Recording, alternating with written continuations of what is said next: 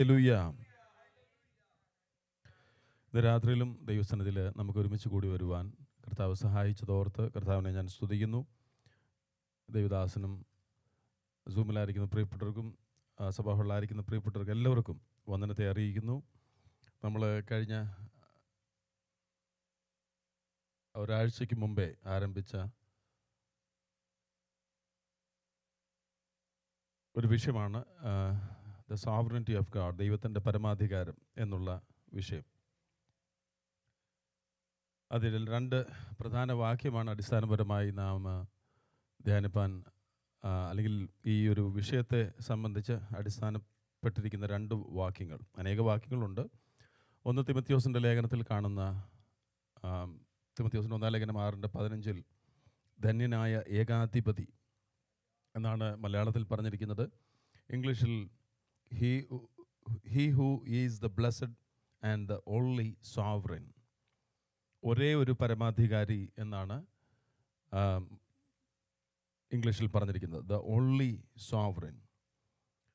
യോബിൻ്റെ പുസ്തകത്തിൽ തൻ്റെ ജീവിതത്തിൻ്റെ പ്രതിസന്ധി ദൈവം താനായി പരിഹരിച്ച ശേഷം ദൈവത്തെക്കുറിച്ചുള്ള വെളിപ്പാട് തനിക്ക് വർദ്ധിച്ചപ്പോൾ താൻ പറയുകയാണ്, യോബ് എന്ന ഭക്തൻ 42 അധ്യായത്തിൻ്റെ 2 വാക്യം, നിനക്ക് സകലതും കഴിയുമെന്നും നിൻ്റെ ഉദ്ദേശമൊന്നും അസാധ്യമല്ലെന്നും ഞാൻ അറിയുന്നു. I know. ഈ ഐ നോ എന്നവിടെ ഉദ്ദേശിക്കുന്ന പദം ഒരു വെറും ഒരു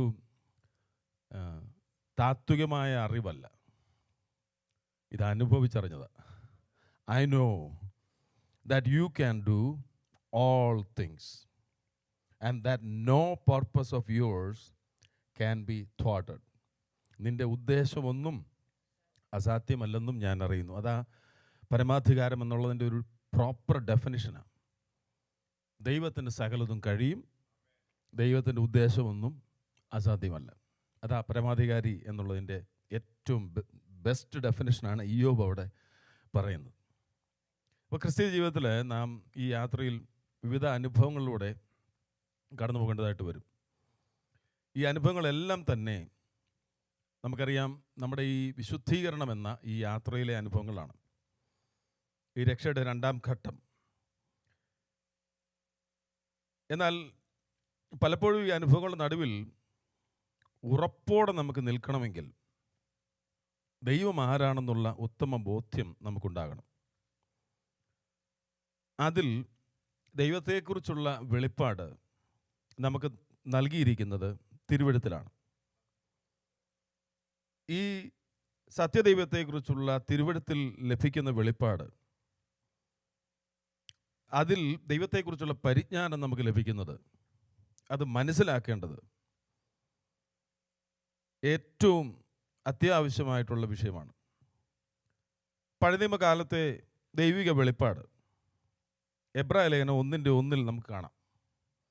ദൈവം പണ്ട് ഭാഗമായി വിവിധമായി പ്രവാചകന്മാരിലൂടെ പിതാക്കന്മാരിലൂടെ അരുളി ചെയ്ത ശേഷം ഇപ്പോൾ ഈ അന്ത്യകാലത്ത് പുത്രനിലൂടെ വെളിപ്പെടുത്തിയിരിക്കുക. പണ്ടെങ്ങനെയായിരുന്നു? വിവിധമായി ഭാഗമായി പ്രവാചകന്മാരിലൂടെ പിതാക്കന്മാരോട് വെളിപ്പെടുത്തി. നമുക്കറിയാം, ഉദാഹരണമായിട്ട് കർത്താവിൻ്റെ ദാസൻ പറഞ്ഞിട്ടുണ്ട്, ഞാനിവിടെ പറഞ്ഞിട്ടുണ്ട്, മോശയോട് കർത്താവ് വെളിപ്പെട്ട വിധം, അബ്രഹാമിന് വെളിപ്പെട്ട വിധം, ഇതൊക്കെ വിവിധ നാമങ്ങളിലാണ് വെളിപ്പെട്ടത്. അബ്രഹാമിനോട് ഞാൻ സർവ്വശക്തിയുള്ള ദൈവമാണെന്ന് പ്രത്യക്ഷപ്പെട്ടു, ഉൽപ്പത്തി ദിവസം 17. മോശയ്ക്ക് വെളിപ്പെട്ടപ്പോൾ കർത്താവ് പറയുകയാണ്, ഞാൻ നിൻ്റെ പിതാവായ അബ്രഹാമിനും ഇസ്ഹാക്കിനും യാക്കോബിനും സർവ്വശക്തിയുള്ള ദൈവമായി വെളിപ്പെട്ടു, എന്നാൽ യഹോവ എന്ന നാമത്തിൽ അല്ല താനും. അപ്പോൾ മോശയ്ക്കും ഇസ്രായേൽ മക്കൾക്കും ദൈവം വെളിപ്പെട്ടു യഹോവ എന്ന നാമത്തിൽ. എബ്രായ ലേഖകനായ പൗലോസ് പറയുകയാണ്, ദൈവം പണ്ട് ഭാഗമായും വിവിധമായും പിതാക്കന്മാരോട് അരുളി ചെയ്തു. എന്നാൽ ഈ അന്ത്യകാലത്ത് ദൈവിക വെളിപ്പാടിൻ്റെ പൂർണ്ണതയായ ക്രിസ്തു നമുക്ക് വെളിപ്പെട്ടു. ദൈവിക വെളിപ്പാടിൻ്റെ പൂർണ്ണതയാണ് ക്രിസ്തു. ദൈവം ആരാണെന്നറിയെങ്കിൽ ക്രിസ്തുവിനെ അറിഞ്ഞാൽ മതി. അതുകൊണ്ടാണ് കൊലോസ്യ ലേഖനത്തിൽ 2:9 അല്ലെങ്കിൽ 1:15 ആദ്യം വായിച്ചാട്ടെ. കൊലോസ്യ ലേഖനം 1:15.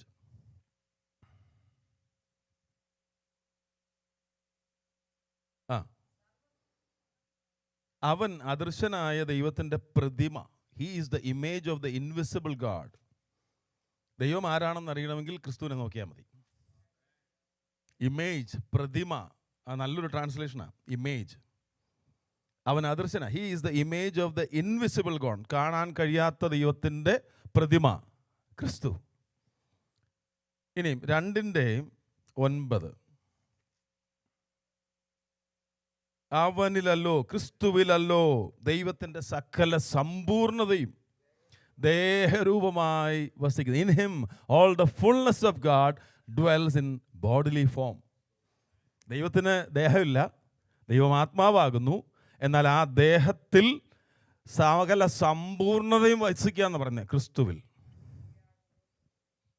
അപ്പോൾ ദൈവിക വെളിപ്പാടിൻ്റെ പൂർണ്ണതയായ ക്രിസ്തുവിനെ മനസ്സിലാക്കുവാൻ ലഭിച്ച ഭാഗ്യം അത് വലിയതാണ്. സ്തോത്രം. ഈ വെളിപ്പാടിനെക്കുറിച്ച് നമുക്ക് മനസ്സിലാകുന്നത് പക്ഷെങ്കിൽ എങ്ങനെയാ? ക്രിസ്തുവിലൂടെയാണ്. പക്ഷേ ആ ക്രിസ്തുവിനെ കുറിച്ചുള്ള വെളിപ്പാട് നമുക്ക് എങ്ങനെയാണ് മനസ്സിലാകുന്നത്? തിരുവെഴുത്തിലൂടെയാണ് മനസ്സിലാകുന്നത്. ആ തിരുവെഴുത്തിലൂടെ ലഭിക്കുന്ന വെളിപ്പാടാണ് നമ്മൾ ദൈവത്തിൻ്റെ വിവിധ നാമങ്ങളായും വിവിധ ആട്രിബ്യൂട്ട്സ്, സ്വഭാവ ഗുണവിശേഷങ്ങളായും നാം മനസ്സിലാക്കുന്നത്. ഒരു ദൈവത്തെപ്പറ്റി തന്നെയാണ്, പക്ഷെ വിവിധ നിലകളിൽ നാം മനസ്സിലാക്കിയാണ്. അതിൽ ഒരു പ്രധാനപ്പെട്ട ദൈവിക വെളിപ്പാടാണ് ദൈവത്തിൻ്റെ പരമാധികാരം. പ്രധാനപ്പെട്ട എന്ന് പറയുമ്പോൾ നമ്മൾ മുന്നോട്ട് ചിന്തിക്കുമ്പോൾ ഈ ദൈവത്തിൻ്റെ പരമാധികാരവും മനുഷ്യൻ്റെ വീഴ്ചയും നമ്മൾ ചിന്തിക്കും. ദൈവം അത്രയ്ക്ക് പരമാധികാരിയാണെങ്കിൽ മനുഷ്യൻ എങ്ങനെയാണ് വീണത്? ദൈവത്തിൻ്റെ പരമാധികാരവും മനുഷ്യൻ്റെ തിന്മയും പാപവും നമ്മൾ ചിന്തിക്കും. ദൈവം അനുവദിച്ചാൽ God's sovereignty and man's fall, God's sovereignty and evil and sin,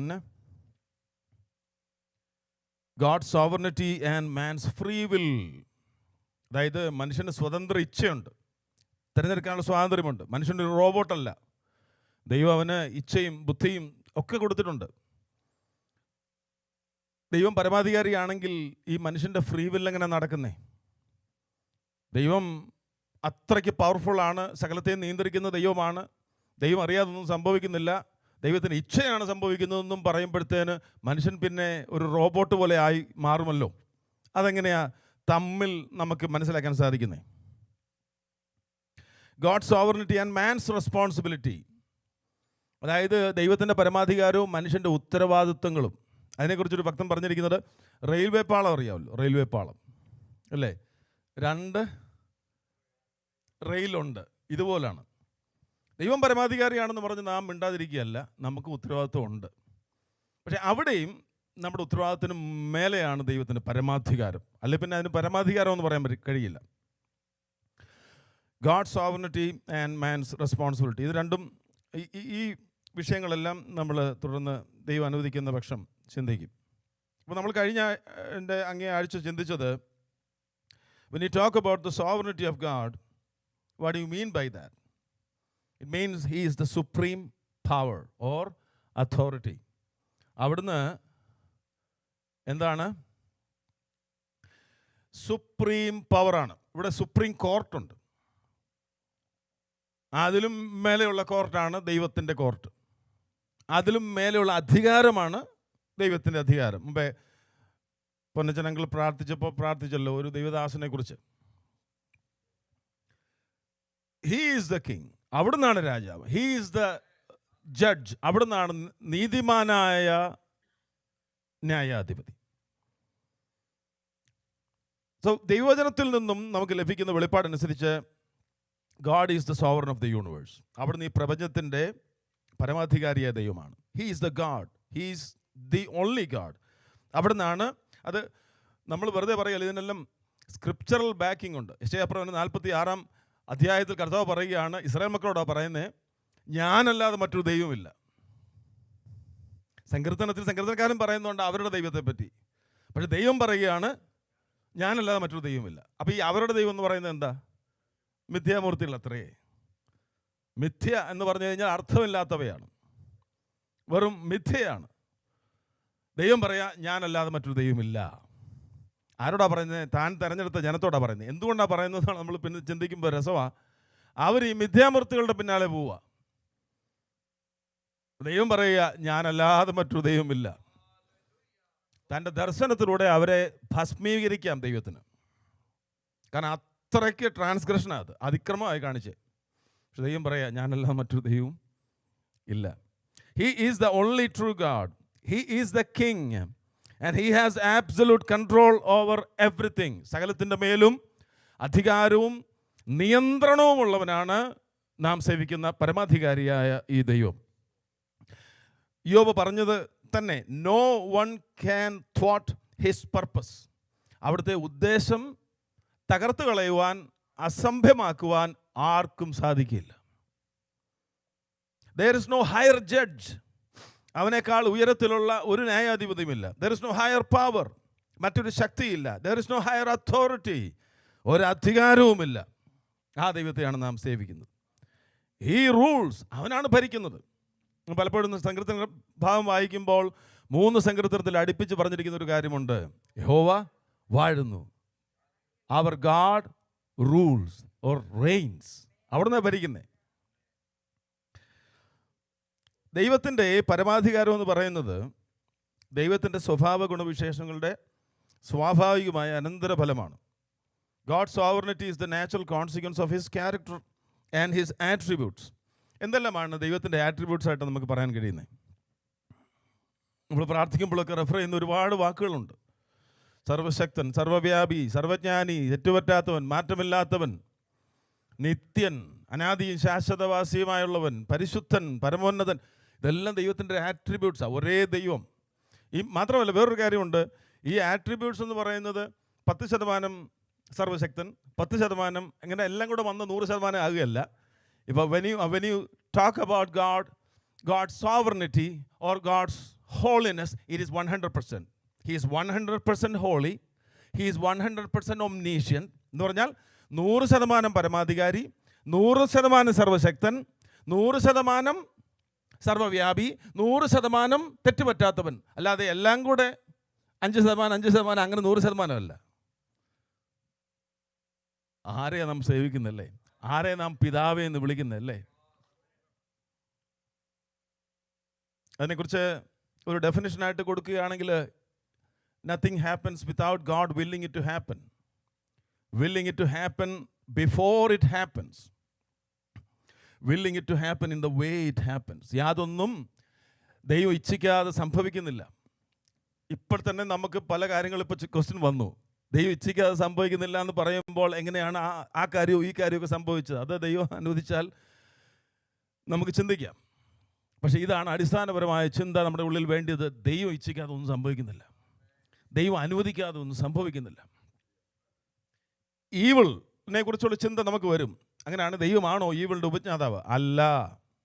പക്ഷെ ദൈവം അനുവദിക്കാതെ ഈവിള് സംഭവിക്കുന്നില്ല. സംഭവിച്ചതെല്ലാം ആ നിലയിൽ സംഭവിച്ചത് ദൈവം ഇച്ഛിച്ചതിനാലാണ്. ഹല്ലേലൂയ. മുന്നോട്ട് പോകുമ്പോൾ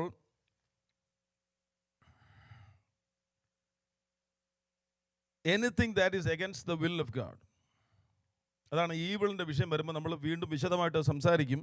പക്ഷേ എങ്കിലും ആദ്യം തന്നെ ഒരു കാര്യം പറഞ്ഞു പോകുന്നതേ ഉള്ളൂ. Anything that is against the will of God is sin. ദൈവഹിതത്തിന് വിരുദ്ധമായതുള്ളതെല്ലാം പാവം. വാട്ട് ഈസ് സിൻ എന്നൊക്കെ പറയുമ്പോൾ ഡെഫിനിഷൻ കൊടുക്കാറുണ്ട്. ലക്ഷ്യം തെറ്റുക എന്നുള്ളതൊക്കെയാണ് അതിൻ്റെ മൂലപദത്തിലെ അർത്ഥം, ഹമാർഷ്യ എന്നൊരു പദം. പക്ഷേ വചനത്തിൽ ഉടനീളം നോക്കുമ്പോൾ എവിടെയെല്ലാം ദൈവഹിതത്തിന് വിരുദ്ധമായി പോകുന്നോ അത് പാപമാണ്. കാരണം ദൈവം പൂർണ്ണനാണ്, ദൈവഹിതവും പൂർണ്ണമാണ്. അപ്പോൾ ആ പൂർണ്ണതയുള്ള ദൈവഹിതത്തിൽ നിന്ന് വ്യതിചലിച്ചാൽ അത് അപൂർണമായി മാറി, അത് ദൈവസന്നിധിയിൽ പാപമാണ്. അങ്ങനെ വരുമ്പോൾ ഇങ്ങനെ ഒരു കാര്യം ദൈവം എന്തുകൊണ്ടാണ് അനുവദിച്ചത്? അതായത് ദൈവഹിതത്തിന് വിരുദ്ധമായിട്ടുള്ള കാര്യം എന്തുകൊണ്ട് ദൈവം അനുവദിച്ചു? So when God allows something that is against his will to happen, though he did allowed it, he did not originate it. ദൈവഹിതത്തിന് വിരുദ്ധമായിട്ടുള്ള കാര്യം ദൈവം അനുവദിക്കുമ്പോഴും ദൈവമല്ലത് ചെയ്തത്. അത് ചെയ്ത ഒരു വ്യക്തിയുണ്ട് അല്ലേ? അതിന് കോൺസിക്വൻസ് ആ വ്യക്തി അനുഭവിച്ചേ പറ്റൂ. അപ്പം ചിലത് നടക്കുന്നു എന്നുള്ളത് കൊണ്ട് മാത്രം അത് ദൈവഹിതമാണെന്ന് നമ്മൾ തെറ്റിദ്ധരിക്കരുത്. ദൈവഹിതം നമ്മുടെ ജീവിതത്തിൽ നിവർത്തിക്കണം. നാം പലപ്പോഴും പ്രാർത്ഥിക്കാറുണ്ട് പല വിഷയങ്ങൾ. അതിൻ്റെ അവസാനം നമ്മൾ പറയണം, ദൈവമേ അങ്ങയുടെ ഹിതമാണെങ്കിൽ മാത്രം എൻ്റെ ജീവിതത്തിൽ നിവർത്തിച്ചാൽ മതി. എൻ്റെ ആഗ്രഹമായതല്ല.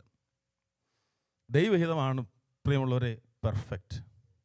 ദൈവഹിതത്തെക്കുറിച്ചുള്ള ഒരു ഡെഫിനിഷൻ റോമാലേഖനം 12 കൊടുത്തിട്ടുണ്ട്. നന്മയും പൂർണ്ണതയും പ്രസാദകരവുമായ ദൈവഹിതം. ദൈവഹിതം നന്മയായിരിക്കും, ദൈവഹിതം പൂർണ്ണതയുള്ളതായിരിക്കും, ദൈവഹിതം ദൈവത്തിന് പ്രസാദമായിരിക്കും. അതാണ് നമുക്ക് വേണ്ടിയത്.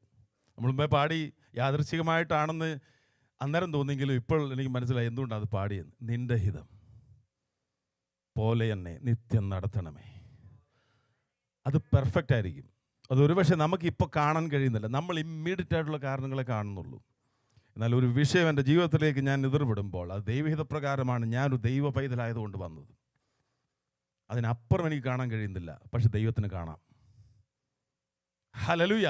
അപ്പോൾ ഓരോ വിഷയങ്ങളും നമ്മൾ പ്രാർത്ഥിക്കുമ്പോൾ ദൈവമേ അങ്ങയുടെ ഹിതം എൻ്റെ ജീവിതത്തിൽ നിവർത്തിക്കണം. അത് നമ്മളുടെ ജീവിതമാണെങ്കിലും നമ്മുടെ തലമുറയുടെ ജീവിതമാണെങ്കിലും നമ്മുടെ സഭയുടെ കാര്യങ്ങളാണെങ്കിലും ആരെക്കുറിച്ചാണെങ്കിലും ദൈവഹിതം നിവർത്തിക്കണം. സോ ദൈവഹിതത്തിന് വിരുദ്ധമായിട്ടുള്ള കാര്യം സംഭവിക്കുമ്പോൾ ദൈവം അത് അനുവദിച്ചു എന്നുള്ളത് കൊണ്ട് ദൈവഹിതമല്ല, അപ്രകാരമുള്ള കാര്യങ്ങൾ സംഭവിക്കുമ്പോൾ അത് ചെയ്ത വ്യക്തിക്ക് he will be held accountable. തിരുവെഴുത്തിൽ സോവറിറ്റിയെക്കുറിച്ച് അനേക ഉദാഹരണങ്ങൾ നമുക്ക് കാണാൻ കഴിയും. യെശയ്യാപ്രവചനം 46 നമ്മുടെ ശ്രദ്ധയെ തിരിക്കാം. യെശയ്യാപ്രവചനം 46.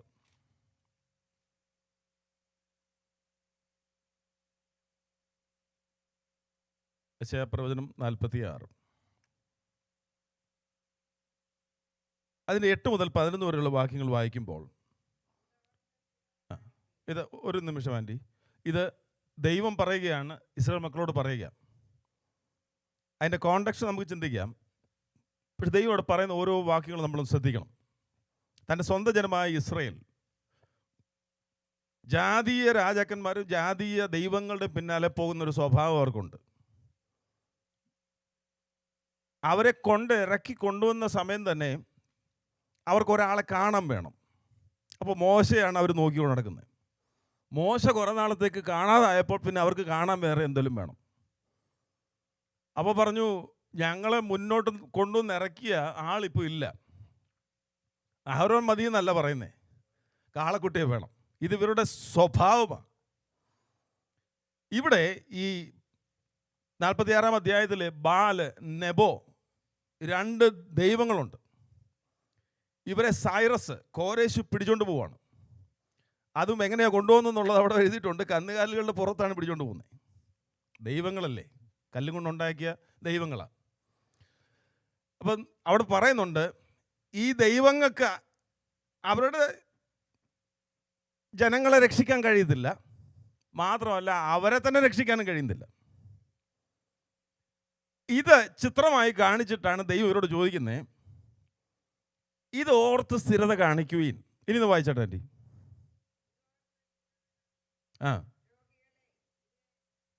ഇതാരെ കുറിച്ചാണ് പറയുന്നത്? ദ്രോഹികളെന്നൊക്കെ വായിക്കുന്നത്, അല്ല വിളിക്കുന്നത് ജനത്തെയാണ് വിളിക്കുന്നത്, സ്വന്തം ജനത്തെയാണ് വിളിക്കുന്നത്. കാരണം അത്രയ്ക്ക് ദ്രോഹം ഇവർ ചെയ്തേ. വായിച്ചോട്ടെ.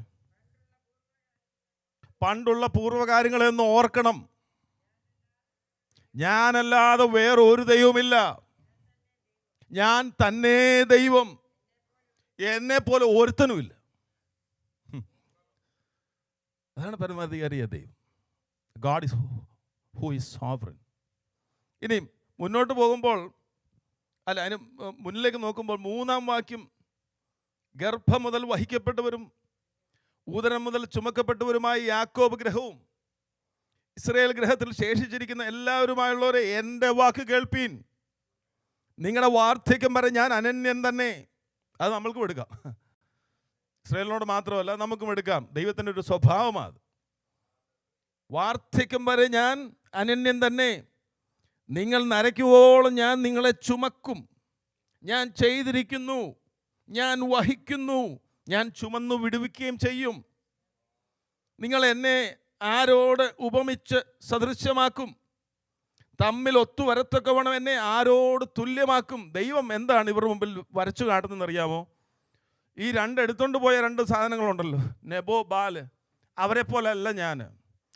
അവർക്ക് അവരുടെ സ്വന്തം ജനത്തെ വിടുവിക്കാൻ കഴിഞ്ഞില്ല, അവരെ തന്നെ വിടുവിക്കാൻ കഴിഞ്ഞില്ല. എന്നാൽ ഞാൻ നിങ്ങളെ ചുമന്ന് വിടുവിക്കുവാൻ ശക്തനാണെന്നാണ് ഇസ്രായേൽ മക്കളോട് ദൈവം പറയുന്നത്. എപ്പോഴല്ല നമ്മുടെ ദൃഷ്ടി സത്യദൈവത്തിൽ നിന്നും മാറി മറ്റേതിലേക്കും മാറിയാൽ അത് അതിക്രമം എന്ന് പറഞ്ഞ ട്രാൻസ്ഗ്രഷൻ, ദൈവത്തിന് അത് ഒട്ടും സഹിക്കാൻ കഴിയത്തില്ല.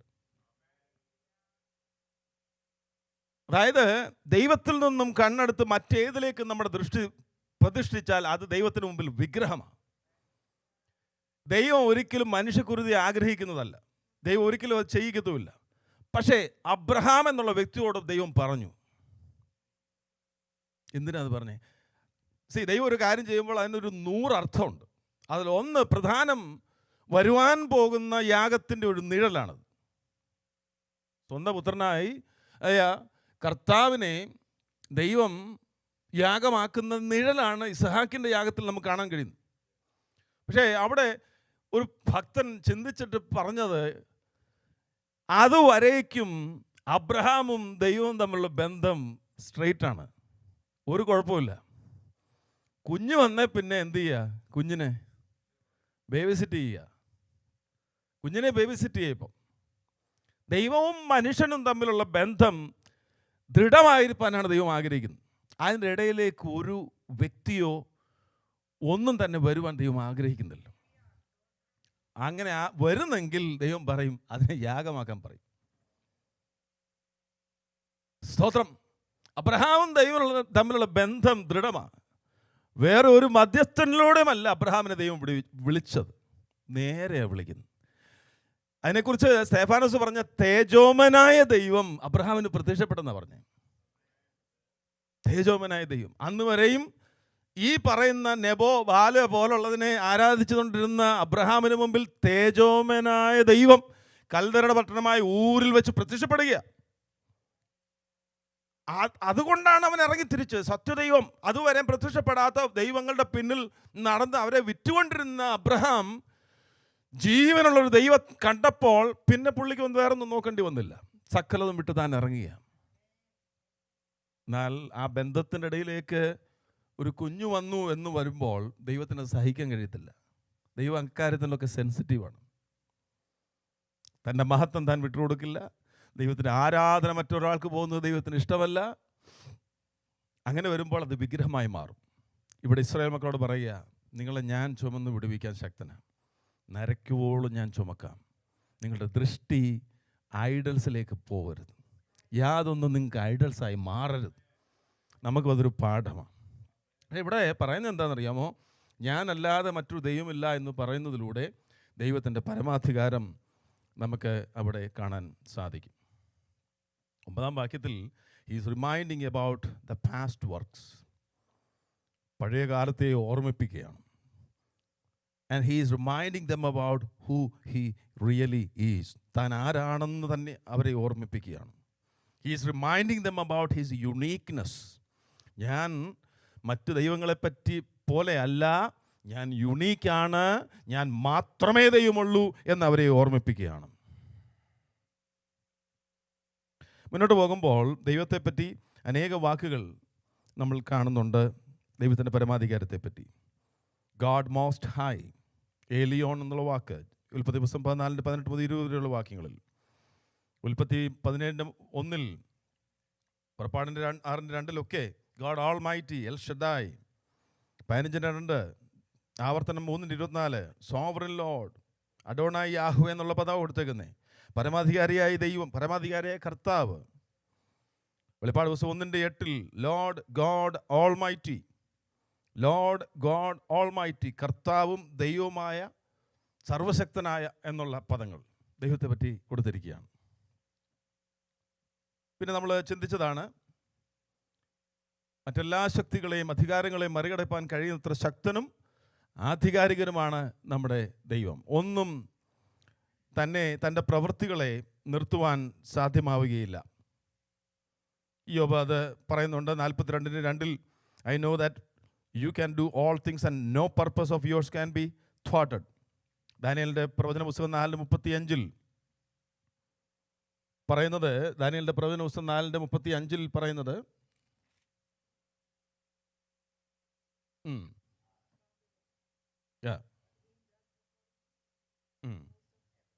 ജാതി രാജാവായ നെബൂഖദ്നേസർ പറയുന്നത്, ഭൂവാസികളെയും നാസ്തിയായി എണ്ണുന്നു, സ്വർഗീയ സൈന്യത്തോടും ഭൂവാസികളോടും ഇഷ്ടം പോലെ പ്രവർത്തിക്കുന്നു, അവൻ്റെ കൈ തടുക്കുവാനോ നീ എന്തു ചെയ്യുന്നു എന്ന് അവനോട് ചോദിക്കുവാനോ ആർക്കും കഴിയുന്നില്ല. Nothing can stop God. അടുത്തതാണ് ലിമിറ്റ്ലെസ് സോവറിനിറ്റി, അവൻ്റെ പരമാധികാരത്തിന് അന്തമില്ല. ബൈഡൻ ഈ നാളെയും കൂടെ ഉള്ളൂ, അല്ല ഞായറാഴ്ചയും കൂടെ ഉള്ളൂ. അത് കഴിഞ്ഞിട്ട് പുള്ളി ആരായി മാറും? ഫോർമർ പ്രസിഡൻ്റായിട്ട് മാറും. പുള്ളിയെ പിന്നെയും പ്രസിഡൻ്റായിട്ട് ഇവിടെ വിളിക്കുന്നുണ്ട്, ഫോർമർ പ്രസിഡൻ്റായി മാറും. അധികാരമില്ല. പുള്ളി അവിടെ നിന്ന് ഓർക്കാതെ എന്തെങ്കിലും ഒരു ഉത്തരവ് അങ്ങ് പുറപ്പെടുവിക്കാതിരിക്കട്ടെ, നടക്കുമോ? ഇല്ല, അധികാരമുള്ള. He has limit to his authority. Term ലിമിറ്റഡാണ്. നമ്മുടെ ദൈവത്തെ അങ്ങനെ ആരും ആക്കി വെച്ചിരിക്കുന്നതല്ല. He doesn't have any term. അവൻ നിത്യനാണ്, അനാദി ശാശ്വതവാസിയുമായുള്ളവനാണ്. Nothing can stop God. He has limitless authority. യാദൃച്ഛികമെന്ന് സംഭവിക്കുന്ന, നമ്മൾ വിചാരിക്കുന്ന വിഷയങ്ങൾ അനേകമുണ്ട്. അതങ്ങനെ നടന്നത്, ഇങ്ങനെ അങ്ങ് നടന്നേ ഉള്ളൂ. പക്ഷേ അതിനും ദൈവത്തിൻ്റെ കൺട്രോളും ദൈവത്തിൻ്റെ അധികാരവും അതിനകത്ത് നമുക്ക് കാണുവാൻ കഴിയും.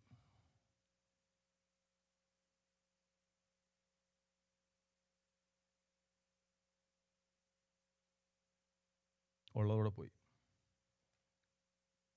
കുഴപ്പമില്ല. ദൈവത്തിൻ്റെ അധികാരം ലിമിറ്റ്ലെസ് ആണ് എന്ന് പറയുമ്പോൾ, ഉദാഹരണം നമ്മൾ സദൃശവാക്യം 16-ാം അധ്യായത്തിൻ്റെ 33-ാം വാക്യം ഒന്ന് വായിക്കാമോ?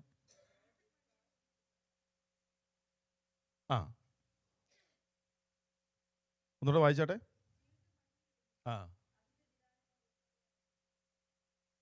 ഇത് നമ്മൾ വിചാരിക്കുമോ? നമ്മൾ ഒരു ചീട്ടിട്ടു, അതിൻ്റെ ഒരു സൈഡ് എന്തായാലും വീഴും, അതായത് ഇങ്ങനെ വീഴത്തില്ല അല്ലേ? ചീട്ടിടുന്നത് എങ്ങനെയാണ്? എന്തായാലും ഒരു എഴുതി, പണ്ട് ചീട്ടിട്ട ഓർമ്മയുണ്ടോ? ചീട്ട് സെക്രട്ടറിയെ ചേട്ടൻ നിരക്കാൻ വേണ്ടി ചീട്ടിട്ട ഓർമ്മയില്ലേ? അതൊക്കെ ഒരു കാലമായിരുന്നു. അപ്പം ഇങ്ങനെ വീഴത്തില്ല, ഒന്നുകിൽ ഇങ്ങനെ വീഴും, അല്ല ഇങ്ങനെ വീഴും. പക്ഷെ നമ്മൾ പറയും അത് യാദൃച്ഛികമാണ്, ഒരാളുടെ പേരിട്ട് ആർക്കെല്ലാം വീഴുമെന്ന് പറയും. പക്ഷെ വചനം എന്താ പറയുന്നേ? അതാരെങ്കിലും വിശ്വസിക്കുന്നുണ്ടോ? അതിൻ്റെ തീരുമാനം പോലും ദൈവത്തിൻ്റെതാണ്. വചനം എഴുതിയേക്കുന്നത്, അത് വിശ്വസിച്ചേ പറ്റൂ. എന്ന് പറഞ്ഞാൽ നാളെ തൊട്ട് ചീട്ടിടണോ എന്നല്ല അതിൻ്റെ അർത്ഥം. അതിൻ്റെ തീരുമാനം, എവ്രി മൈന്യൂട്ട് തിങ്സ്, യാദൃച്ഛികമെന്ന് നാം തോന്നുന്ന കാര്യത്തിലും നിയന്ത്രണം കർത്താവിനുണ്ട്. ഇല്ല പിന്നെ അവൻ പരമാധികാരിയാണെന്ന് പറയാൻ പറ്റില്ല. ഹല്ലേലൂയ. ഞാനൊരു മെസ്സേജ് ഇട്ടുകായിരുന്നു.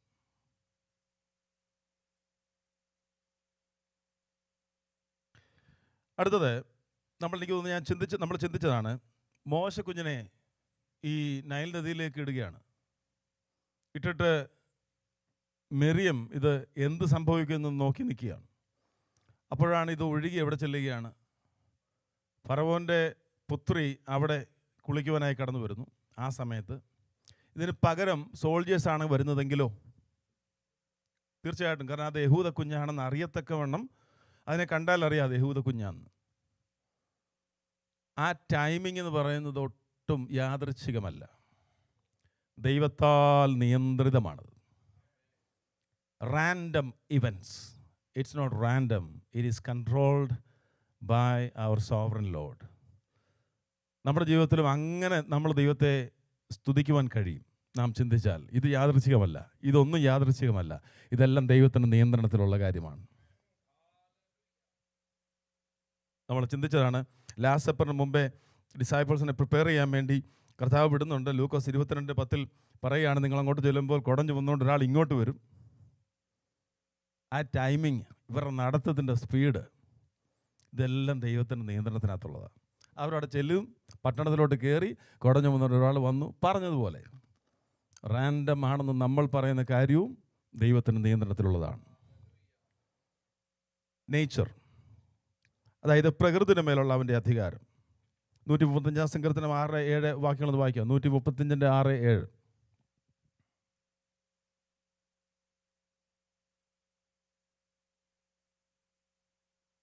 തനിക്ക് ഇഷ്ടമുള്ളതൊക്കെയും ചെയ്യുന്നു. വായിച്ചാട്ട്.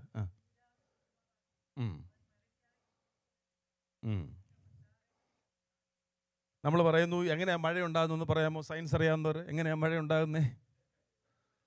വെള്ളം ആവിയായിട്ട് കയറുന്നു, ഇവിടെ കറയുന്ന കർത്താവാണ് ഉണ്ടാക്കുന്നത്. ഈസിയാണ് ഉത്തരം. അത്രയൊന്നും കറങ്ങി പോകണ്ട. ഇവിടെ വെള്ളം നീരാകുന്നു വേണ്ട, കർത്താവ് ഉണ്ടാക്കുന്നു മഴ. ഒരു ഭക്തനെ സംബന്ധിച്ചിടത്തോളം സയൻസിന് തള്ളിക്കളയല്ല, അങ്ങനെ ഉണ്ടാകും. പക്ഷെ അത് ഉണ്ടാകണമെങ്കിൽ കർത്താവ് വിചാരിക്കണം. അവൻ മഴയ്ക്കായി മിന്നലുകളെ ഉണ്ടാക്കുന്നു, തൻ്റെ ഭണ്ഡാരങ്ങളിൽ നിന്ന് കാറ്റ് പുറപ്പെടുവിക്കുന്നു. പരമാധികാരിയായ ദൈവം, he has sovereignty over the nature. അതുകൊണ്ടാണ് മഴ പെയ്യുമ്പോൾ നമ്മൾ പറയുന്ന കർത്താവെ മഴ നിർത്തണേന്ന്, അല്ലേ? കൺവെൻഷനൊക്കെ നടത്തുമ്പോൾ നാട്ടിൽ കൺവെൻഷൻ സ്റ്റേജിൽ തന്നെ നിന്ന് പ്രാർത്ഥിച്ച അനുഭവങ്ങൾ നമുക്കറിയാം. മഴ നിന്നിട്ടുമുണ്ട്, ചിലയിടത്ത് മഴ നിന്നിട്ടുമില്ല. അതാണ് രസം. ഇതെല്ലാം താൻ ചെയ്യുന്നു. എന്തുകൊണ്ടാണ് ചെയ്യുന്നതെന്ന് നമുക്ക് അവിടെ ചെല്ലുമ്പോഴേ മനസ്സിലാകത്തുള്ളൂ. പക്ഷെ ഇവിടെ പറയുന്നു, അതുകൊണ്ടാണ് ഈ ബോട്ടിൽ കർത്താവ് എഴുന്നേറ്റ് നിന്നിട്ട് കടലിനെ ശാസിക്കുകയും അമരുക എന്നൊക്കെ പറഞ്ഞപ്പോൾ ശിഷ്യന്മാരോട് ഇവനാരാ? ഇത്ര നാളും കൂടെ നടന്നിട്ട് അപ്പം നിന്ന് നടന്നിട്ട് ഇപ്പം മനസ്സിലായില്ല ഇവനാരാ? കാറ്റും കടലും കൂടെ. കാരണം കർത്താവാണ് ഇതെല്ലാം ഉണ്ടാക്കിയത്. പിന്നെ ഹീ ഈസ് ദ ക്രിയേറ്റർ. ഇപ്പോൾ ക്രിയേറ്റർ പറഞ്ഞാൽ ക്രിയേഷന് മിണ്ടാതിരിക്കാൻ പറ്റുമോ? അടങ്ങാതിരിക്കാൻ പറ്റുമോ? He has sovereignty over nature. പക്ഷെ ഇവിടെ ഒരു പദം നമ്മളൊന്ന് വായിക്കുമ്പോൾ, ആകാശത്തിലും ഭൂമിയിലും സമുദ്രത്തിലും എല്ലാ ആഴങ്ങളിലും യഹോവ തനിക്ക് ഇഷ്ടമുള്ളതൊക്കെയും ചെയ്യുന്നു. What ever the Lord places. അത് തനിക്ക് ഇഷ്ടമുള്ളതൊക്കെയും ചെയ്യുന്നു എന്ന് പറയുമ്പോൾ ദൈവത്തിന് ഭയങ്കര അധികാരമാണ്. ദൈവത്തിന് ഭയങ്കര പവർ, അതോറിറ്റി, പവർ, റൈറ്റ്, ഇതെല്ലാം കൂടെ ഒരാളിൽ ചേർന്ന് കഴിഞ്ഞാൽ മനുഷ്യനാണെങ്കിൽ വല്ലാണ്ടായി പോകും. നാശം അത്. അതായത് അതോറിറ്റി ഉണ്ട്, പവറുണ്ട്, റൈറ്റും ഉണ്ടെങ്കിൽ പിന്നെ ഓർക്കണ്ട, പിന്നെ ആ മനുഷ്യനെ പിന്നെ പിടിച്ചാൽ കിട്ടത്തില്ല. അതാണ് ഈ കോവിഡ്, ഇങ്ങനെ തമാശയായിട്ടാണ് പറയുന്നത്, ശരിയാണെന്ന് അറിയില്ല കേട്ടോ. ഈ നോർത്ത് കൊറിയയിൽ ആരും കോവിഡ് മരിച്ചില്ലെന്ന് പറയും. അത് ഞാനല്ല പറഞ്ഞു, അച്ഛനാ പറഞ്ഞു. അതോറിറ്റിയും റൈറ്റും പവറും എല്ലാം ഒരാളുടെ കേന്ദ്രീകരിച്ചുള്ള പ്രശ്നമാണ്. പക്ഷെ ദൈവം അങ്ങനെ തനിക്ക് ഇഷ്ടമുള്ളതൊക്കെയും ചെയ്യുന്നു എന്ന് പറയുമ്പോൾ, അങ്ങനെ ഇരുന്നിട്ട് ഒരു ദിവസം രാവിലെ ഇന്നത് ചെയ്യുന്നു, റാൻഡമായിട്ട് ചുമ്മാ ഇതിങ്ങനെ ചെയ്തുകൊണ്ടിരിക്കുകയല്ല. Whatever he does, he has a purpose. എന്ത് ചെയ്താലും അതിന് പിന്നിലൊരു ഉദ്ദേശമുണ്ട്. തനിക്ക് ഇഷ്ടമുള്ളതൊക്കെയും ചെയ്യുന്നു എന്ന് പറഞ്ഞാൽ തൻ്റെ ഇഷ്ടത്തിൻ്റെ നിവൃത്തീകരണത്തിനായി താൻ ചെയ്യുന്നു എന്നുള്ളതാണ്. ദൈവം നമ്മെ തിരഞ്ഞെടുത്തപ്പോഴും അപ്രകാരം തന്നെയാണ് എഫേസ്യ ലേഖനത്തിൽ പറഞ്ഞിരിക്കുന്നത്. തൻ്റെ തിരുഹിതത്തിൻ്റെ പ്രസാദപ്രകാരമാണ് എന്നെ തിരഞ്ഞെടുത്തത്, നിങ്ങളെ തിരഞ്ഞെടുത്തത്. അല്ലാതെ ഇങ്ങനെ നോട് നടന്ന് അവനെ പിടിച്ചു ഇവനെ പിടിച്ചു, ഇങ്ങനല്ല തിരഞ്ഞെടുപ്പ്. തൻ്റെ ഇഷ്ടത്തിൻ്റെ പ്രസാദപ്രകാരം അവൻ എന്നെ നിങ്ങളെയും തിരഞ്ഞെടുത്തു. ആകാശത്തിലും ഭൂമിയിലും സമുദ്രങ്ങളിലും എല്ലാ ആഴങ്ങളിലും എല്ലാം കവർ ചെയ്തു. അവിടെ പറയാ യഹോവ തനിക്ക് ഇഷ്ടമുള്ളതൊക്കെയും ചെയ്യുന്നു. So he doesn't do random things or sporadically. ചുമ്മാ ഇരുന്നപ്പം ചില വട്ടുപിടിച്ച് പിള്ളേർ അവിടെ വെറുതെ ഇരിക്കുമ്പോൾ കല്ല് പിടിച്ചെറിയുക, ഇതൊന്നുമല്ല ചെയ്യുന്നത്. അധികാരമുണ്ട്, റൈറ്റുണ്ട്, അതോറിറ്റി ഉണ്ട്, പവറുണ്ട്. അതിനെ വെറുതെ അങ്ങ് വിനിയോഗിക്കുമല്ല, ഓരോ ഉദ്ദേശത്തോടു കൂടെയാണ് ചെയ്യുന്നത്. He always does things with a purpose. ഇങ്ങനെ പറയാം, whatever God purposes, that is good. ദൈവം എന്ത് ചെയ്യുന്നോ അത് നല്ലതാണ്. നമ്മൾ തിരിച്ചാണ് പറയുന്നത്, ദൈവം നല്ലതേ ചെയ്യൂ എന്ന് പറയും. അപ്പം അതിനകത്തൊരു പ്രശ്നം, നമുക്ക് നല്ലതെന്ന് നമ്മൾ ഈ പറയണേ, പക്ഷെ നമുക്ക് നല്ലതല്ലാത്ത എന്ന് നമുക്ക് തോന്നുന്ന ഒരു വിഷയം വരുമ്പോൾ നമ്മൾ ചോദിക്കും, ദൈവം എന്തുകൊണ്ടാണ് അങ്ങനെ ചെയ്തതെന്ന് നമ്മൾ ചോദിക്കും. So the definition of good എന്നുള്ളത് ഡിഫൈൻ ചെയ്യുന്നത് നമ്മുടെ നോട്ടത്തിലായിരിക്കണോ അതോ ദൈവത്തിൻ്റെ കാഴ്ചപ്പാടിലായിരിക്കണോ? അത് മനസ്സിലാക്കാൻ നമുക്ക് ബുദ്ധിമുട്ടുണ്ട്, അത് ശരിയാണ്. മനുഷ്യനെന്ന നിലയിൽ ദൈവത്തിൻ്റെ നന്മ, ദൈവം അതുകൊണ്ടാണ് പലതിനും ദൈവം എക്സ്പ്ലനേഷൻ തരാത്തത്. തന്നാൽ നമുക്ക് മനസ്സിലാവുകയില്ല. ഉദാഹരണത്തിന്, നല്ലവണ്ണം പ്രയോജനപ്പെടേണ്ട ഒരു ഭക്തനായിരുന്നു സ്തേഫാനോസ്. ചെറുപ്പത്തിൽ തന്നെ രക്തസാക്ഷിയായി. വായ് ഒറ്റ പ്രസംഗിച്ചോളൂ. ഒട്ടകമുട്ടുകാലൻ എന്നാണ് യാക്കോബിനെ വിളിച്ചിരുന്നത്. ഒട്ടകമുട്ടുകാലൻ എന്ന് പറഞ്ഞു കഴിഞ്ഞാൽ ഒട്ടകത്തിൻ്റെ മുട്ട് പോലെ തഴമ്പുണ്ടായിരുന്നു തൻ്റെ മുട്ടിന്. കാരണം പ്രാർത്ഥനാ നിരതനായിരുന്നു താൻ. അങ്ങനെയുള്ള യാക്കോബിനെ ആരാണ് തലവെട്ടി കൊന്നത്? ഹെരോദാവ്. ഇവരൊക്കെ നിൽക്കേണ്ടതല്ലേ? ദൈവസഭയ്ക്ക് അനുഗ്രഹമല്ലേ? ഇവരൊക്കെ അല്ലയോ വേണ്ടത്? ചോദിച്ചിട്ട് കാര്യമില്ല. He has his own purpose. Whatever he does is good. തൻ്റെ ഇഷ്ടത്തിൻ്റെ നിവൃത്തീകരണം ആണ് ലക്ഷ്യം. സ്തോത്രം. അപ്പോൾ നമ്മുടെ വ്യക്തിപരമായ ജീവിതത്തിലും അത് നമ്മളൊന്ന് മനസ്സിലാക്കിയാൽ നമുക്ക് ഒരുപാട് പീസ്ഫുള്ളായി ഈ ദൈവത്തിൽ നമുക്ക് റെസ്റ്റ് ചെയ്യാൻ പറ്റും. We can rest in him. അതാണ് നമുക്കിപ്പോൾ അനുവദിച്ചിരിക്കുന്ന റെസ്റ്റ്. അല്ല സാഹചര്യങ്ങളെല്ലാം ഒതുങ്ങിയിട്ട് നമ്മൾ റിട്ടയർമെൻറ്റിന് കാംക്ഷിക്കുന്നത് പോലെ അതല്ല. അതങ്ങനെ ലഭിക്കുന്നുവെങ്കിൽ നല്ലത്. പക്ഷെ അങ്ങനെ ഒരു പീസ്ഫുൾ അറ്റ്മോസ്ഫിയർ എന്നതിനേക്കാൾ ഏത് ടമൾട്ടസ് ആയിട്ടുള്ള അനുഭവങ്ങളുടെ നടുവിലും ഒരു ഭക്തന് റെസ്റ്റ് എടുക്കാൻ കഴിയും. ബിക്കോസ് അവൻ റെസ്റ്റ് ചെയ്യുന്നത് എവിടെയാ? അവൻ്റെ ഫൗണ്ടേഷൻ എവിടെയാ? Not on sinking sand but on the rock. പാറയില, കർത്താവില. നമ്മൾ നല്ലതെന്ന് പറയുന്നത് നമുക്കിഷ്ടമുള്ള കാര്യങ്ങളാണ്. That which is comfortable for us, we say it is good. എന്നാൽ ദൈവത്തിൻ്റെ ഡെഫിനിഷൻ ഓഫ് ഗുഡ് തൻ്റെ പ്രവൃത്തിയിൽ നിന്നും വചനത്തിൽ നമുക്ക് മനസ്സിലാകുന്നത്, what ever God purposes in his sovereignty, that is good. ദൈവം തൻ്റെ പരമാധികാരത്തിൽ തീരുമാനിക്കുന്നതെന്തോ അതാണ് നല്ലത്. ദൈവം നല്ലത് ചെയ്യുന്നു എന്നതിനേക്കാൾ ദൈവം ചെയ്യുന്നതാണ് നല്ലതെന്ന് പറയുന്നതാണ് നല്ലത്, അല്ലേ? ദൈവം നല്ലതേ ചെയ്യൂ എന്ന് പറയുമ്പോൾ അത് കറക്റ്റാണ്. പക്ഷെ ദൈവം ചെയ്യുന്നതാണ് നല്ലത്. What ever God does it is good. അതാണ് നല്ലത്. നമുക്കറിയാം അപ്പോസ്തല പ്രവൃത്തി 7 സ്തേഫാനോസിനെ മാർട്ടിർ ചെയ്തു. അപ്പോസ്തല പ്രവൃത്തി 12 യാക്കോബിനെ കൊല്ലുന്നു. നമുക്ക് വീണ്ടും ചോദിക്കാം, വൈ? ദൈവമേ എന്തുകൊണ്ടാണ്? അവിടെയാണ് മറ്റൊരു പദം കൂടെ നാം മനസ്സിലാക്കണം. ദൈവം തൻ്റെ ഉദ്ദേശ നിവൃത്തീകരണത്തിന് വേണ്ടിയാണ് ദൈവം സകലതും ചെയ്യുന്നത്. ആ സ്ലൈഡ് ഇല്ലാത്തത് കൊണ്ടാണ്. മറ്റൊരു പദം ദൈവവചനത്തിൻ്റെ അടിസ്ഥാനത്തിൽ നമുക്ക് മനസ്സിലാക്കാൻ കഴിയുന്നതാണ് ഈശ്വര ഇച്ഛ എന്നൊക്കെ മലയാളത്തിൽ പറയും. ഇംഗ്ലീഷിലാണ് അതിൻ്റെ പദമുള്ളത്, പ്രോവിഡൻസ്. പ്രോവിഡൻസ് എന്ന് കേട്ടിട്ടുണ്ടോ? Providence. Is the provider. Providence. അപ്പോൾ ഈ സോവർണിറ്റി എന്നുള്ള പദം, പ്രോവിഡൻസ് എന്നുള്ള പദം കൂടെ ചേർത്ത് നമ്മൾ പഠിക്കുമ്പോൾ കൂടുതൽ അതിൻ്റെ അർത്ഥം നമുക്ക് മനസ്സിലാകും. അത് നമുക്ക് പിന്നീട് ചിന്തിക്കാം. അപ്പോൾ നേച്ചറിന്മേൽ അധികാരമുള്ളവൻ. അതുകൊണ്ടാണ് 335 സങ്കീർത്തനം നമ്മൾ വായിച്ചത്, ആകാശത്തിനും ഭൂമിയിലും സമുദ്രത്തിലും എല്ലാ ആഴിയും തനിക്ക് ഇഷ്ടമുള്ളതൊക്കെയും ചെയ്യുന്നു. മൃഗങ്ങളുടെ മേൽ ദൈവത്തിന് അധികാരമുണ്ട്. സോവർണിറ്റി. അധികാരമെന്ന സോവർണിറ്റി, പരമാധികാരം. മത്തായി 10:29. മത്തായി 10:29.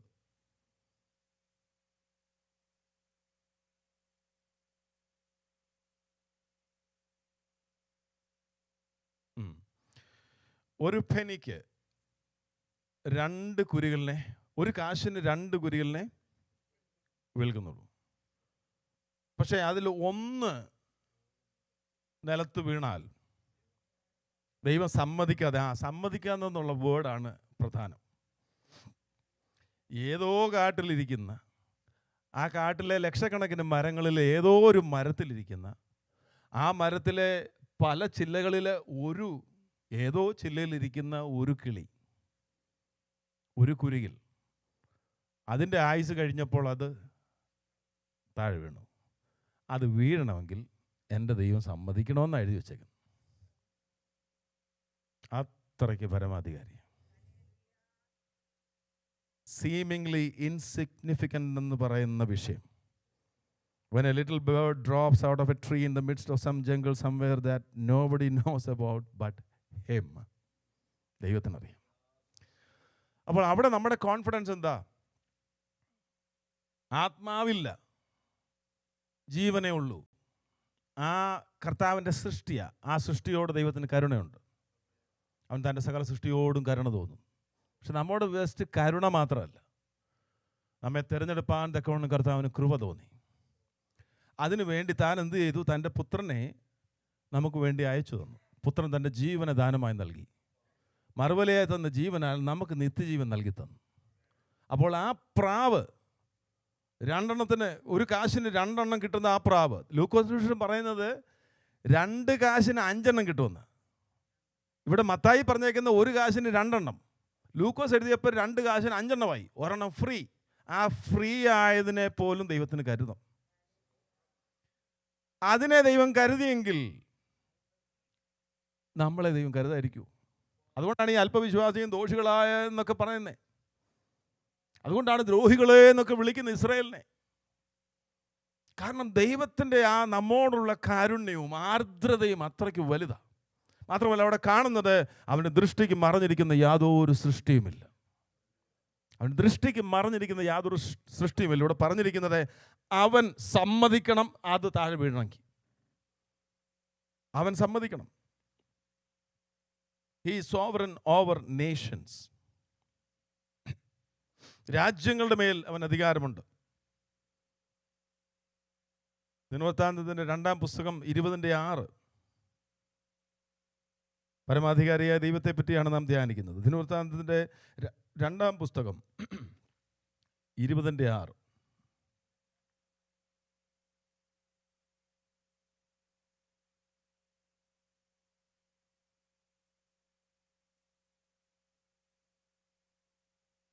നീ ജാതികളുടെ സകല രാജ്യങ്ങളെയും ഭരിക്കുന്നു.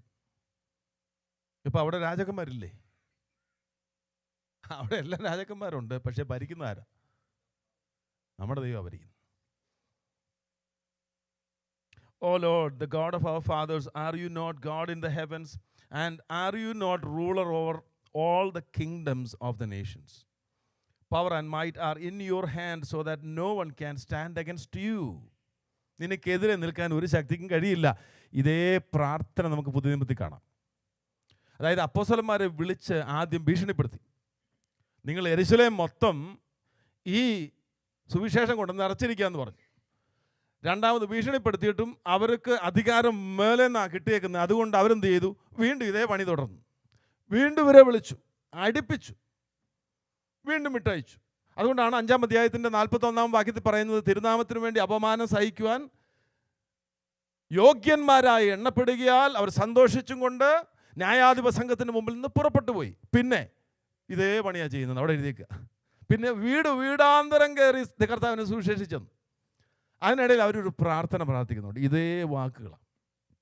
അതിലേക്കൊന്നും ശ്രദ്ധ തിരിക്കാം. അപ്പോസ്തലപ്രവൃത്തി 2-ാം അധ്യായത്തിൻ്റെ 4-ാം അധ്യായത്തിൻ്റെ 23. അതിന് മുമ്പേ അവരെ ഭീഷണിപ്പെടുത്തിയിട്ട് വിട്ടയക്കുകയാണ്. 23-24 വിട്ടയച്ച ശേഷം ചെന്നു അറിയിച്ചു, ഒരുമനപ്പെട്ടു, ദൈവത്തോട് നിലവിളിച്ചു. അവിടെ അത് നോക്കിക്കേ, ആകാശം, ഭൂമി, സമുദ്രം, അവരുടെ സകലതും ഉണ്ടാക്കിയ നാഥനെ, യു ആർ ദ ലോഡ്. 3 പദങ്ങൾ കർത്താവിനെ കുറിച്ച് പലപ്പോഴും പൗലോസ് എടുത്തു പറയും. Lord Jesus Christ, Lord Jesus Christ. നമ്മൾ അതിനെ പറയും കർത്താവായ യേശു ക്രിസ്തു. ഈ ക്രൈസ്റ്റ് എന്നുള്ളത് കർത്താവിൻ്റെ ഡിവിനിറ്റിയെ കാണിക്കുന്നു, ദൈവത്വത്തെ കാണിക്കുന്നു. ജീസസ് എന്നുള്ളത് കർത്താവിൻ്റെ ഹ്യൂമാനിറ്റി, മനുഷ്യത്വത്തെ കാണിക്കുന്നത്. ലോർഡ് എന്ന് പറയുമ്പോഴത്തേന് കർത്താവിൻ്റെ സോവർണിറ്റിയെ കാണിക്കുന്നത്, പരമാധികാരം. ലോർഡ് ജീസസ് ക്രൈസ്റ്റ്, കർത്താവായ യേശു ക്രിസ്തു. അത് പറയുമ്പോൾ തന്നെ ഉണ്ടല്ലോ നമ്മുടെ വിശ്വാസം വർദ്ധിക്കുക. അവനാണ് സകലത്തിൻ്റെ മേലും കർത്തൃത്വം നടത്തുന്നത്. കർത്താവായ യേശു ക്രിസ്തു. ഇവർ പ്രാർത്ഥിക്കുന്നത് കണ്ടോ, നീയാണ് നാഥൻ, യു ആർ ദ ലോർഡ്. ഇത് തന്നെയാണ് നമ്മൾ ദിനവൃത്താന്തത്തിൻ്റെ പുസ്തകത്തിലും നമ്മൾ വായിച്ചത്. 33-ാം സങ്കീർത്തനം 10-11 വാക്യങ്ങൾ. യഹോവ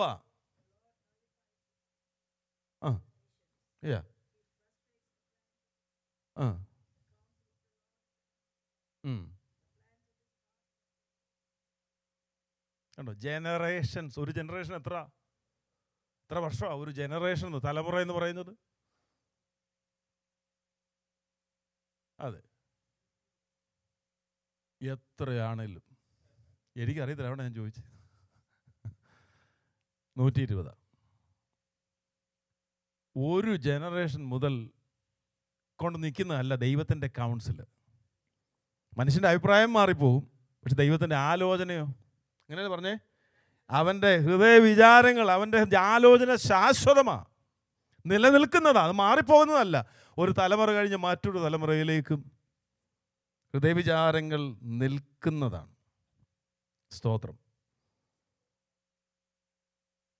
ഇനിയും his sovereignty over human decisions, അത് നമ്മൾ വീണ്ടും വിശദമായിട്ട് ചിന്തിക്കും.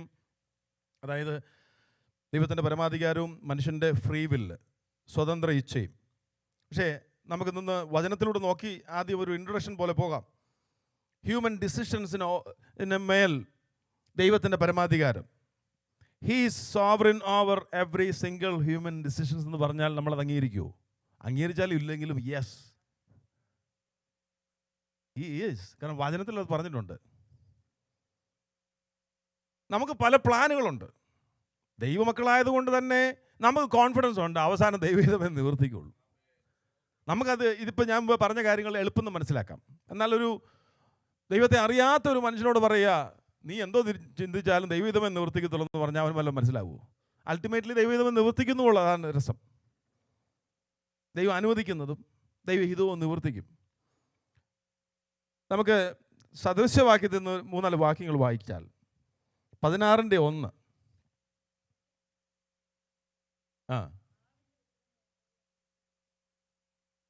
ഹൃദയത്തിലെ മനുഷ്യനുള്ളവ.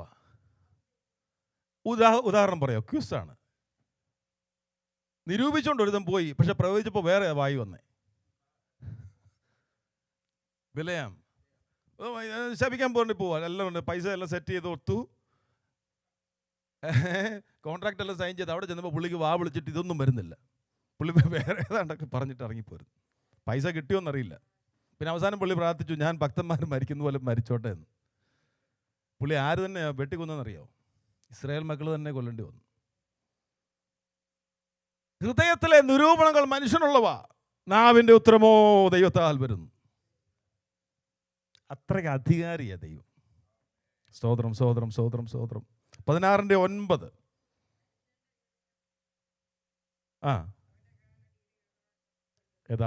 ക്രമപ്പെടുത്തുന്നു മനുഷ്യൻ്റെ. Many are the plans in the heart of man plans his way, but the Lord establishes his steps. സദൃശവാക്യം 19:21.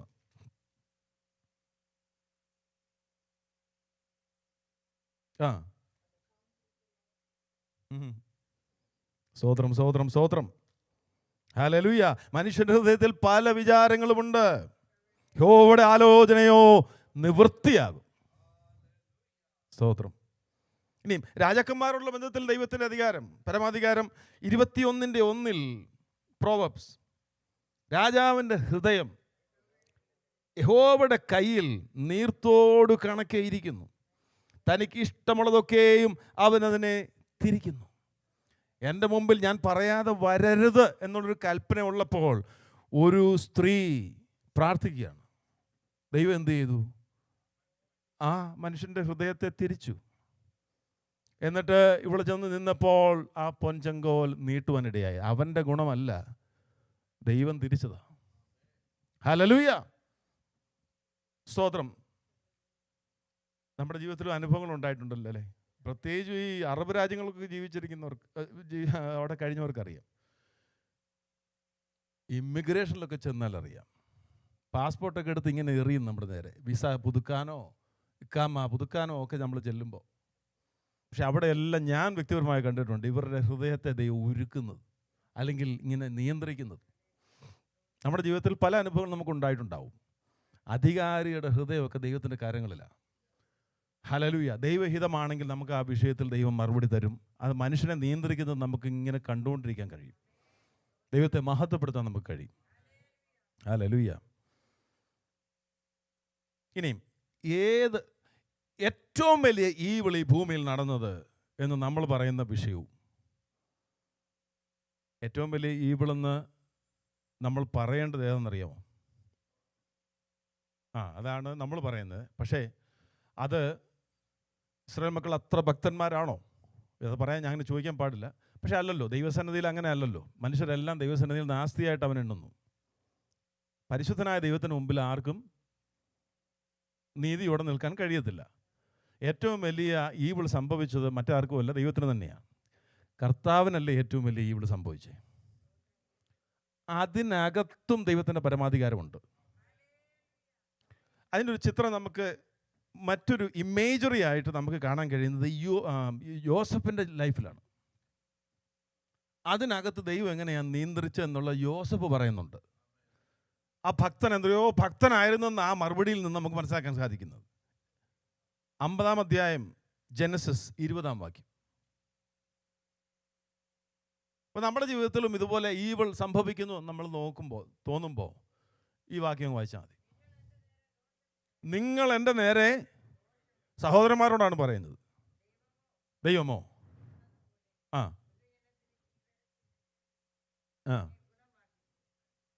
സ്തോത്രം, you meant evil against me. അവിടെ ഇംഗ്ലീഷിൽ പറഞ്ഞേക്കുന്ന അതേ പദവാ, but God meant it for good. ഇവര് പ്ലാൻ ചെയ്തത് എന്താണെന്ന് നമുക്കറിയാമല്ലോ. ഇവരെന്താ പ്ലാൻ ചെയ്ത്? ആദ്യം കൊല്ലാൻ പ്ലാൻ ചെയ്തു. അപ്പോൾ ദൈവം അപ്പുറത്ത് എന്ത് ചെയ്തുകൊണ്ടിരിക്കുക? പ്ലാൻ ചെയ്തുകൊണ്ടിരിക്കുക. ഇവർ പ്ലാൻ ചെയ്ത ശേഷമാണോ? അല്ല, ദൈവം ആദ്യമേ പ്ലാൻ ചെയ്യുന്നുണ്ട്. ഇവർ പ്ലാൻ ചെയ്തപ്പോഴും ദൈവം മുകളിൽ ഓൾറെഡി പ്ലാനെല്ലാം സെറ്റാകുക. അപ്പോൾ ഇവർ പ്ലാൻ ചെയ്യുന്നത് ദൈവത്തിൻ്റെ പ്ലാനിലേക്ക് ജോസഫിനെ കൊണ്ടുവരാൻ വേണ്ടിയെന്നേ ഉള്ളൂ. പക്ഷെ യോസഫിൻ്റെ കാഴ്ചപ്പാടിൽ യോസഫ് ഇവരോട് പറയുക, നിങ്ങൾ ദോഷം നിരൂപിച്ചു, ദൈവം അത് ഗുണമാക്കി തീർത്തു. ദോഷം വന്ന് സംഭവിച്ചു കഴിഞ്ഞിട്ട് പിന്നെ എല്ലാം കൂടെ സാഹചര്യങ്ങളെല്ലാം വളച്ചൊടിച്ചു കൊണ്ടുവന്നൊന്നുമല്ല. നോ, ഇവിടെ നിരൂപിക്കുന്ന സമയം തന്നെ ദൈവം ഇപ്പുറത്ത് ഗുഡ് നിരൂപിച്ച് വെച്ചേക്കുക. ഇത് നന്മയിലേക്കുള്ള ഒരു വഴി എന്ന് മാത്രമേ ഉള്ളൂ. പരമാധികാരിയായ ദൈവം, you meant evil against me but God meant it for good. ഇനി എന്തിനാണെന്നും കൂടി യോസഫ് പറയുന്നുണ്ട്, to bring about many people that they should be kept alive as they are today. എന്ന് പറഞ്ഞാൽ എന്താ? ജീവനോടെ രക്ഷിക്കാൻ വേണ്ടി എനിക്ക് വേണ്ടി ദൈവം ഒരുക്കിയ വഴിയാണ് നിങ്ങൾ ഈ പ്ലാൻ ചെയ്ത ഈവിള് പോലും. സ്തോത്രം. അത്രയ്ക്ക് പരമാധികാരിയായ ദൈവം. 115-ാം സങ്കീർത്തനം മുമ്പേ വായിച്ചതാണെന്ന് ഞാൻ മനസ്സിലാക്കും. 115-3 മറ്റൊരു വാക്യമാണ് ഉണ്ട്. തനിക്ക് ഇഷ്ടമുള്ളതൊക്കെയും അവൻ ചെയ്യുന്നു. മറ്റൊരു വാക്യമാണ് നമ്മൾ വായിച്ചത്. അപ്പോൾ മൾട്ടിപ്പിൾ ടൈംസിൽ അവിടെ പറയുന്നുണ്ട്, തനിക്ക് ഇഷ്ടമുള്ളതൊക്കെയും ദൈവം ചെയ്യുന്നു. മറ്റൊരു കാര്യം കൂടെ പറഞ്ഞിട്ട് നിർത്താം. ഈ സോവറിനിറ്റി അല്ലെങ്കിൽ ദൈവത്തിൻ്റെ പരമാധികാരം, ഇത് നിയന്ത്രിക്കപ്പെട്ടിരിക്കുന്നത് അല്ലെങ്കിൽ അടിസ്ഥാനപ്പെട്ടിരിക്കുന്നത് അവിടുത്തെ ജ്ഞാനത്തിലാണ്. അവിടുത്തെ അധികാരം, അവിടുത്തെ ശക്തി, അവിടുത്തെ റൈറ്റ്, ഇതെല്ലാം ഉണ്ട്. പക്ഷേ അവിടുത്തെ ജ്ഞാനത്തിലാണ് ഇത് അടിസ്ഥാനപ്പെട്ടിരിക്കുന്നത്. സർവജ്ഞാനം. റോമാലേഖനം 11:33 അത് അപ്പോസ്തലനായ പൗലോസ് പറയുന്നത് ഇപ്രകാരമാണ്, ദൈവത്തിൻ്റെ ധനം, ജ്ഞാനം, അറിവ് എന്നിവയുടെ ആഴമേ, അവൻ്റെ ന്യായവിധികൾ എത്ര അപ്രമേയവും അവൻ്റെ വഴികൾ എത്ര എത്ര അഗോചരവും ആകുന്നു. രക്ഷയോടുള്ള ബന്ധത്തിലാണ് 11 അധ്യായത്തിലും മനുഷ്യൻ്റെ വീഴ്ച, മനുഷ്യൻ്റെ രക്ഷ, മനുഷ്യൻ്റെ നീതീകരണം ഇതെല്ലാം വിവരിച്ചിട്ട് അവസാനം പറയുക, ദൈവത്തിൻ്റെ ധനം, ജ്ഞാനം, അറിവ് എന്നിവയുടെ ആഴമേ, അവൻ്റെ ന്യായവിധികൾ എത്ര അപ്രമേയവും അവൻ്റെ വഴികൾ എത്ര അഗോചരവും ആകുന്നു. ദൈവം തോന്നിയതുപോലെ വിംസിക്കലി പ്രവർത്തിക്കുകയല്ല. അവൻ പ്രവർത്തിച്ചതിൻ്റെ പിന്നിലെല്ലാം ഓരോ ഉദ്ദേശങ്ങളുണ്ട്. ഒരുപക്ഷെ നമുക്കത് മനസ്സിലാകുന്നില്ല എന്നുള്ളത് മനുഷ്യൻ എന്ന നിലയിൽ നമ്മുടെ ആ ചെറുപ്പമാണ് കാണിക്കുന്നത്. ദൈവത്തിൻ്റെ വലുപ്പവുമായി കമ്പയർ ചെയ്യുമ്പോൾ we are so low, we are just human beings. We cannot comprehend God's ways. അതാണ് ഐസയ ചാപ്റ്റർ 55 വേഴ്സ് 8 പറയുന്നത്.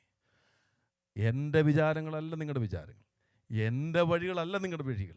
ആകാശം ഭൂമിക്ക് മീതെ ഉയർന്നിരിക്കുന്നത് പോലെ അത്രയും അന്തരമുണ്ട് ദൈവത്തിൻ്റെ വഴികളും നമ്മുടെ വഴികളും, ദൈവത്തിൻ്റെ വിചാരങ്ങളും നമ്മുടെ വഴികളും, ആ വിചാരങ്ങളും തമ്മിലുള്ള അന്തരം.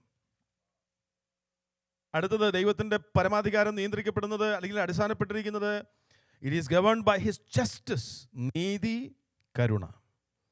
ശേപ്രവനം 30:18 നമുക്ക് കാണാൻ കഴിയും. ശേപ്രവനം 30:18, അതുകൊണ്ട് യഹോവ നിങ്ങളോട് കൃപ കാണിക്കുവാൻ താമസിക്കുന്നു, അതുകൊണ്ട് അവൻ നിങ്ങളോട് കരുണ കാണിക്കാതെ ഉയർന്നിരിക്കുന്നു. യഹോവ ന്യായത്തിൻ്റെ ദൈവമല്ലോ, അവനായി കാത്തിരിക്കുന്നവരൊക്കെയും ഭാഗ്യവാന്മാർ. ദൈവത്തിൻ്റെ പക്കൽ ഇൻജസ്റ്റിസ് ഉണ്ടോ? ഇല്ല, ഒരിക്കലുമില്ല. അത് മറുപടി പറയുന്നത് തിരഞ്ഞെടുപ്പിനോടുള്ള ബന്ധത്തിലാണ്. അപ്പോസ്തലനായ പൗലോസ് റോമാലേഖനം 9 പറയുന്നുണ്ട്. റോമാലേഖനം 9 അധ്യായം 14 വാക്യത്തിൽ അപ്പോസ്തലനായ പൗലോസ് പറയുന്നു, ആകയാൽ നാം എന്ത് പറയണ്ടു? ദൈവത്തിൻ്റെ പക്കൽ അനീതിയുണ്ടോ? ഒരു നാളുമില്ല. എനിക്ക് കരുണ തോന്നണം എന്നുള്ളവനോട് കരുണ തോന്നുകയും എനിക്ക് കനിവ് തോന്നണം എന്നുള്ളവനോട് കനിവ് തോന്നുകയും ചെയ്യുന്നു യഹോവ മോശയോട് അരുളി ചെയ്യുന്നു. അപ്പം ഇവിടെ തെരഞ്ഞെടുപ്പ്, രക്ഷയോടുള്ള ബന്ധത്തിലുള്ള തെരഞ്ഞെടുപ്പ് ഉദാഹരണമായിട്ട് പറഞ്ഞിരിക്കുന്നത് യാക്കോബിനെയും ഏശാവിനെയുമാണ്. അപ്പോൾ മാനുഷികമായ രീതിയിൽ ചോദിക്കാം, ഇതെങ്ങനെയാ ശരിയാകുന്നേ? ദൈവം പറയുക, ദൈവത്തിൻ്റെ പക്കൽ അനീതിയുണ്ടോ? ഒരു നാളുമില്ല. എനിക്ക് കരുണ തോന്നണമെന്നുള്ളവനോട് കരുണ തോന്നുകയും എനിക്ക് കനിവ് തോന്നണമെന്നുള്ളവനോട് God never wrongs anyone. All that he does is righteous and just. അവൻ നീതിയോടും ന്യായത്തോടും മാത്രമേ പ്രവർത്തിക്കുകയുള്ളൂ. He will not wrong anyone. He will not do any evil. Amen. അടുത്ത ആഴ്ച ദൈവം അനുവദിച്ചാൽ ദൈവത്തിൻ്റെ പരമാധികാരം എന്ന വിഷയം നമ്മൾ ചിന്തിക്കുമ്പോൾ അത് കൂടുതൽ മനസ്സിലാക്കുവാൻ ദൈവത്തിൻ്റെ പ്രോവിഡൻസ് എന്നുള്ള വിഷയം കൂടെ നമുക്ക് ചിന്തിപ്പാൻ കർത്താവ് സഹായിക്കട്ടെ. ഇന്ന് രാത്രി നമ്മുടെ കണ്ണുകൾ അടയ്ക്കാം, നമുക്ക് പ്രാർത്ഥിക്കാം. ഇത്രയും കാര്യങ്ങൾ നമ്മൾ ചിന്തിച്ചു. ദൈവത്തിൻ്റെ പരമാധികാരം, അവൻ്റെ ആ സോവർണിറ്റി, അത് നമ്മെ ധൈര്യപ്പെടുത്തേണ്ടതാണ്. നമ്മുടെ വിഷയത്തിൻ്റെ നടുവിൽ നമ്മെ ഉറച്ചു നിർത്തേണ്ടതാണ്. കാരണം നമ്മുടെ ദൈവം അറിയാതെ, നമ്മുടെ ദൈവം അനുവദിക്കാതെ, നമ്മുടെ ദൈവം ഇച്ഛിക്കാതെ, അവൻ്റെ നിയന്ത്രണത്തിന് വിരുദ്ധമായി എൻ്റെയും നിങ്ങളുടെ ജീവിതത്തിൽ ഒന്നും സംഭവിക്കുകയില്ല. ദൈവം അത്രയ്ക്കും പരമാധികാരിയായ ദൈവമാണ്. ഈ ദൈവത്തെ സേവിക്കുവാൻ ഭാഗ്യം ലഭിച്ചതോർത്ത് കർത്താവിനെ നമുക്കൊന്ന് സ്തുതിക്കാം. ഹല്ലേലൂയ. കർത്താവ് വചനങ്ങളാൽ നമ്മെ അനുഗ്രഹിക്കട്ടെ. സ്തോത്രം.